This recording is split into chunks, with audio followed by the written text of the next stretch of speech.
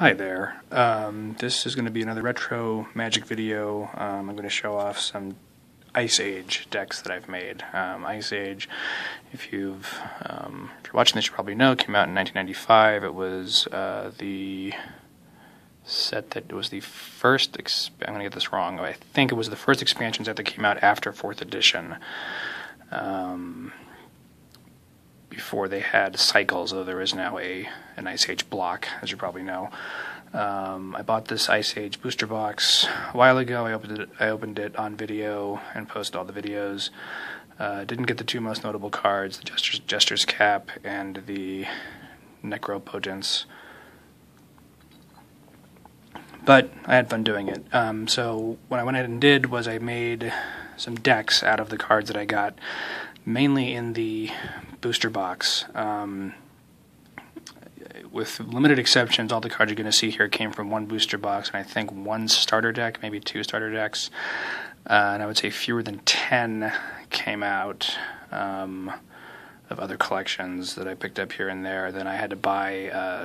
I wanted to have nothing but snow-covered lands in these decks, so I actually went on and bought snow-covered lands on eBay that did not come in the any of the boxes or decks I had opened. So that's basically the parameters of these decks. You can see there are 8 decks, 5 mono, 1 for each color, and then 3 multicolored. And I'll just go through each of them. Just looking over this cold, I apologize.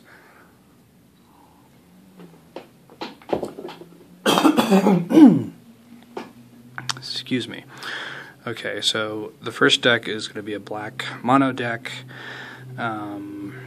Not a very coherent theme here, just whatever the good black cards were I put in here. Flow of Maggots, good Ron Spencer illustration. I didn't really see much of a theme in Ice Age in a lot of these colors, apart from the underlying story. The only new mechanic that came in Ice Age is the much reviled cumulative upkeep, which you'll probably be seeing here at some point. That just makes it really impossible to keep cards out for long if they have cumulative upkeep. But as you can see, just, standard creatures, zombies. There are these pestilence rats, which are very similar to plague rats, except that only the power is based on how many rats there are. Some dark banishing, dark rituals, standard fare for a black deck. Ice Age confused a lot of people by taking cards that were already in the core set and then recasting them as Ice Age cards. This is a dark ritual. It's a classic card. It was in, I think, probably goes back to Alpha, but this has the Ice Age logo and just in different illustrations. So same with Hell from Beyond. That was a card from the core set. Song of the Damned. Soulburn's a good direct damage card for black. Touch of Death, Dance of the Dead, Fear, another core set card that was borrowed into Ice Age. I don't have much to say about these cards again. These are just sort of the best black cards that seem to work together that I could make a deck out of and then land. Okay, so there's black. Okay, next I'll do blue. Blue, I think, had more cumulative upkeep than other colors, which made it kind of an irritating color in blue. So cumulative upkeep means that the first upkeep after you play this card, you pay 1 blue, the next turn you pay 2, the next turn you pay 3, and on, and if you can't pay it, you sacrifice it. So this is a 4-drop, 4/4 flying card, which is great, but it has the cumulative upkeep, so if you can get this out early and use it for a few turns before you have to kill it, definitely worthwhile. Kravikan Sorcerer, Mistfolk. It's a good sort of weak hexproof. You need to pay for it each time. Musician, Phantasmal Mount, Polar Kraken. So this, just an example, it's 11-drop, 11/11 trample, cumulative upkeep, sacrifice a land. So that means you need to sacrifice a land, then sacrifice 2 lands and 3 lands. So you're gonna have 11 lands probably, but the first time you cast this, you can keep it out for a few turns. Attack with 11 trample. At least a few times, which should be good for you. Silver Urn, Wind Spirit, So Zoran Spellcaster, this is an example of a card that was not borrowed, but you can see this is just the Prodigal Sorcerer with a different name. Same casting cost, same ability, same power and toughness. And then just the standard blue control type stuff. Countering spells, tapping cards, looking at your own cards, drawing cards, stealing creatures, typical blue stuff. Like I said, this is not anything really unique to Ice Age in this color, but there are some decent cards. And then there was one card in here that I thought was pretty cool. Yeah, Illusions of Grandeur. This is pretty funny. 4-drop, cumulative upkeep 2. You gain 20 life as long as this is in play, so you can kind of boost your life up for a few turns if you can pay the upkeep. And there's the land.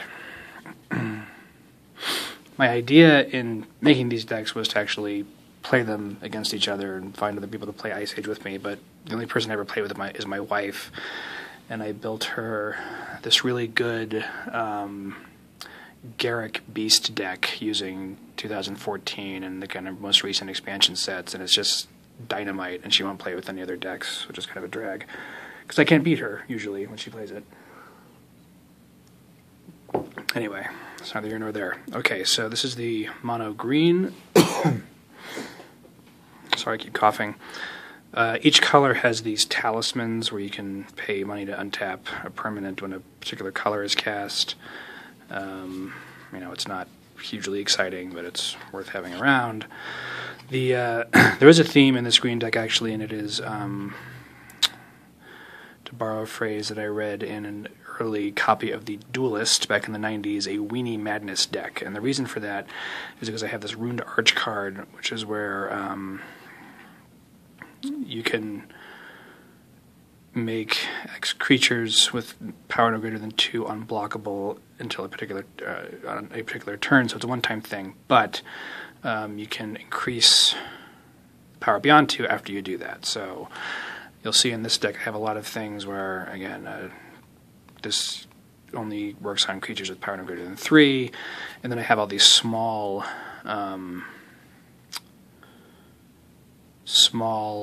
power creatures that get stronger. So the Aurochs gets a boost when it attacks. Walduvian Bears is just Grizzly Bear is a different name. The Druid, yes, so Folk of the Pines, they're power 2, so they're subject to the Arch, the Ruined Arch, but you can make them stronger as long as you have enough land. Fintorn Brownie, similar to this other card I just passed through, helps you untap things. Sorry, I keep going out of focus. That's annoying. And then these mana boosts are good, in conjunction with the Ruined Arch, because you're going to need a lot of land, to make all your creatures unblockable, but also to then boost their power once you've done that. Stop going out of focus. Okay, I need to move slower, apparently. So, Holy Spider, I think that's the same as Giant Spider. No, it's not, but it's the same basic idea. This is before they had the word reach in the game, but it has reach. You just have to spell it out. Again, these are some creature boosts. Makes them stronger after you declare the attack and give them whatever benefit you're going to give them for having small power. Giant Growth goes naturally with those, that theme. More mana boost. I'm sorry, I haven't looked at these in a while. I'm still sort of discovering as I go. And then just some, again, sort of blocking creature, but it works. So you have a lot of small creatures, and you want to make them stronger. And then some typical green stuff. That was Regeneration was a card that was borrowed from the core set. And then Wild Growth for more land to boost up your creatures. So that is the among the mono decks, that's one that kind of has a theme, and it's small creatures getting more powerful. If you can get one really good turn with that Ruined Arch, then you're in good shape. I remember a comment from a while ago that the Ruined Arch played a big role in some big match involving Richard Garfield, but I don't remember the story specifically, and I'm too lazy to look it up. So if somebody wants to comment on that, I would appreciate it. One thing I should notice is I don't know if you can see, but the actual spells are in much better condition than some of the lands. I mentioned I had to buy some snow-covered lands on eBay, and when you do that, you don't always get the nicest cards. So, that's too bad. But anyway, this is a mono red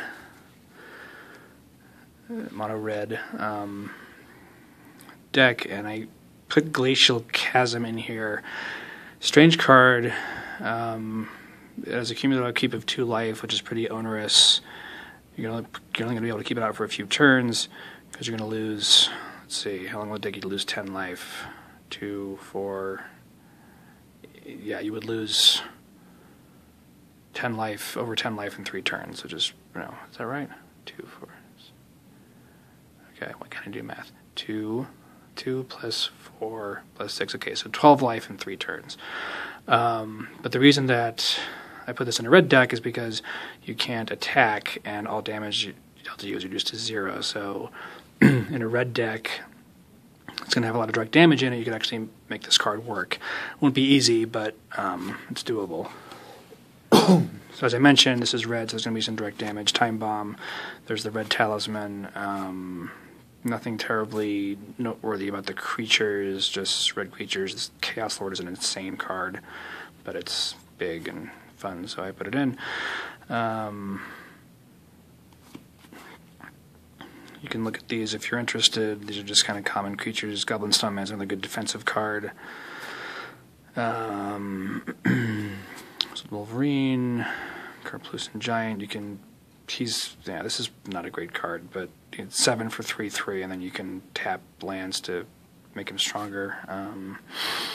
Orcish Cannoneers. I have a soft spot in my heart for this card because this is obviously Orcish Artillery recast. They just replaced the artillery with a cannon. It's the same thing, same casting cost, same power and toughness. Saber-Tooth Tire, Stone Spirit, Wall of Lava. I know walls are lame, but this is a 3-drop 1/3 with double fire breathing, so it's worth keeping around. Ice Age wasn't hugely exciting, and obviously if I were just going to do uncommons and rares, I would have be more selective. But I was trying to build as many decks as I could out of a single booster box with some supplementation, and that's what I did. Okay, so here are the direct damage cards. I think most of these are just going to end up being direct damage. Chuckle Hops just destroys everything. Lava Burst is direct damage. Melee, what does that do? I don't know, I don't feel like reading it. Meteor Shower is direct damage. Pyroclasm is direct damage. Aggression is, kind of a one-time powerful creature card, and then, creature enhancement and lands. So, if this deck were to work, it would be a lot of very fast direct damage and no combat with the Glacial Chasm, and you would be able to defeat your opponent and before Glacial Chasm kills you.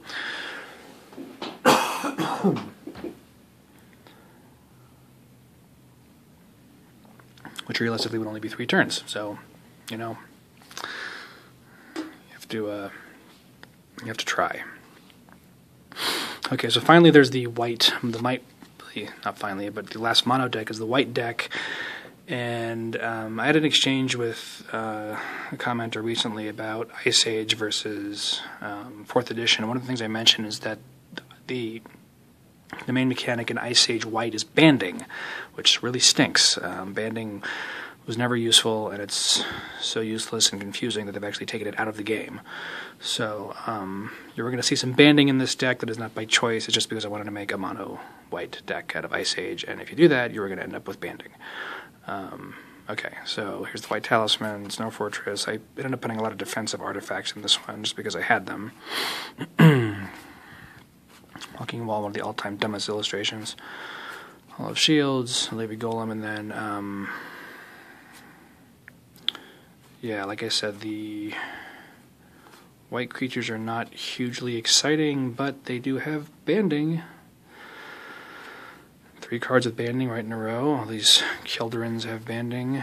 And you're going to see just a lot of typical white stuff, boosting up toughness, preventing loss of life, gaining life,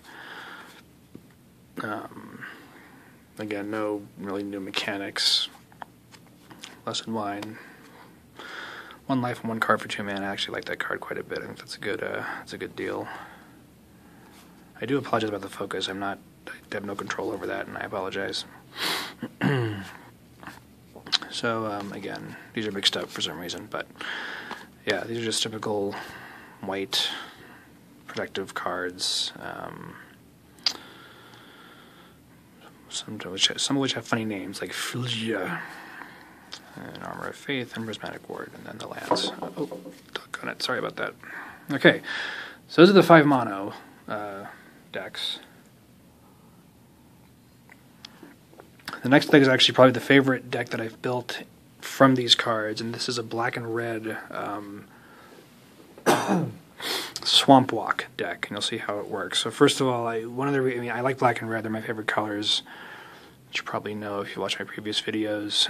But I also had this Fumarole card, which is, it's worth playing, I think, and I wanted to make a red and black deck so I could play it. 5 mana, 3 life, destroy 2 permanents. It's not bad.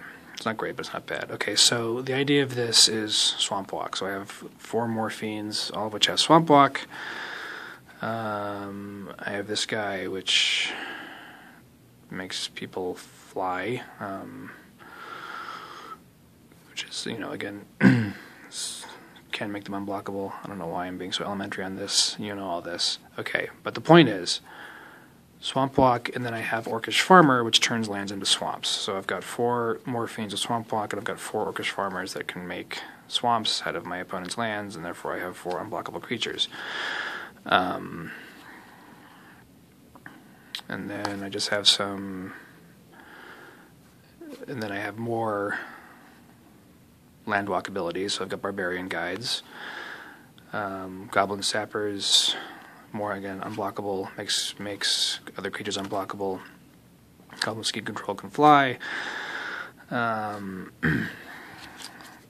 then I just put in some kind of standard fare black cards. Dark Vanishing Owl from Beyond, we've seen those. Touch of Death, Mana Boost from Dark Ritual. Soul Burn's a good black and red card.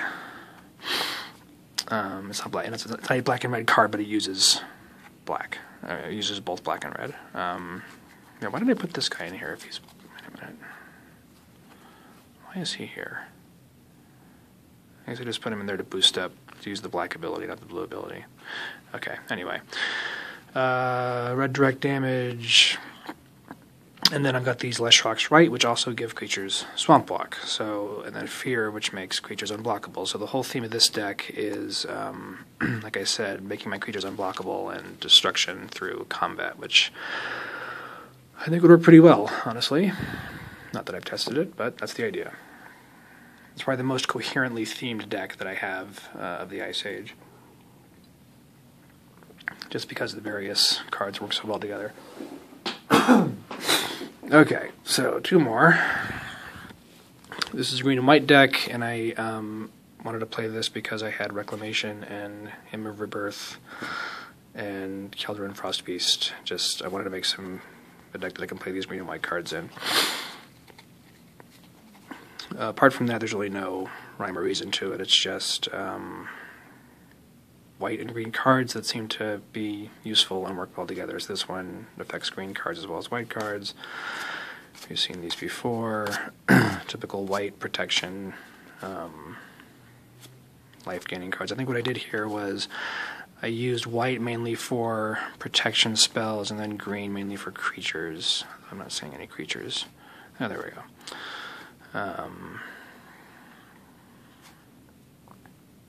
Touch of Vitae. Hey, there's a vampire card called that. That's funny. So yeah, just the point of this deck was to use those these 3 gold cards that are pretty good. This is a good sideboard card. Like black creatures. Wait a minute. Okay. Hymn of Rebirth. You can steal creatures from graveyards, and then Keldrin Frostbeast has Death Touch. So, you know, again, just trying to make as many decks as I can. This is not very exciting. Okay, and finally, this is probably the most challenging deck to build and to make work, but if it works very well, I would think. It's a black, white, and blue, but all the white is in multicolored cards. And this deck is actually built around, where'd she go? Marieke Barrett. And what she does is she steals creatures. She steals creatures and then she destroys them if she gets untapped. So I've got 2 of these, and then I've got a bunch of cards that let me untap her, because if I can tap her and take control of a creature and then untap her, the creature just is destroyed, or I can just keep the creature. So I can do it either way. So I've got the blue talisman, which will help me tap her. I threw this. I'm using black, so I can use this. Norit, untap target blue creature. Can use Norit to untap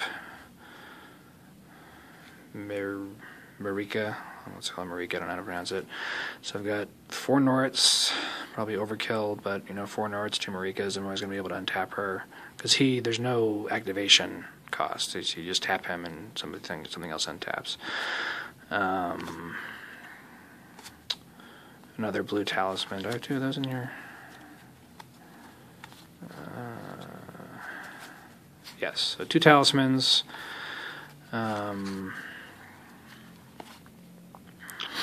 then I've got this infuse, which is again untapping, and then the typical black control and kind of clairvoyance cards.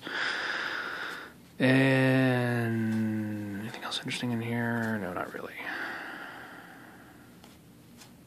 Yeah, so that's basically it. I have no idea how well any of these decks would work. I would say the ones that I'm most proud of are this one, the Swamp Walk deck, and then the mono green with the Weenie Madness. Although I don't have a lot of faith that they would work. I mean, the Swamp Walk I think would probably work pretty well. I don't know. I mean, obviously there's no end of things that could defeat a deck, any given deck, but I feel like that's straightforward enough to where I'm just going to end up with a bunch of unblockable creatures and be able to defeat my opponent pretty quickly.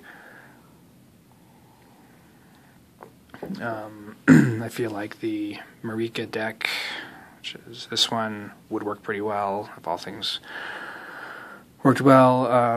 The Weenie Madness green deck obviously would work well with if you get one really good turn with a bunch of unblockable creatures, you can inflict a great deal of damage very quickly. And then the deck that I would actually like to see work, but I have no idea if it would, it was this mono red with the Glacial Chasm. If you could get enough direct damage in 2 or 3 turns to wipe out your opponent before getting killed by your own Glacial Chasm, then that would be pretty fun.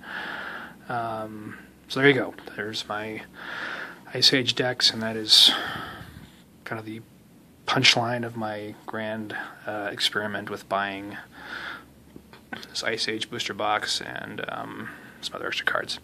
Anyway, this is really long, so thank you for watching.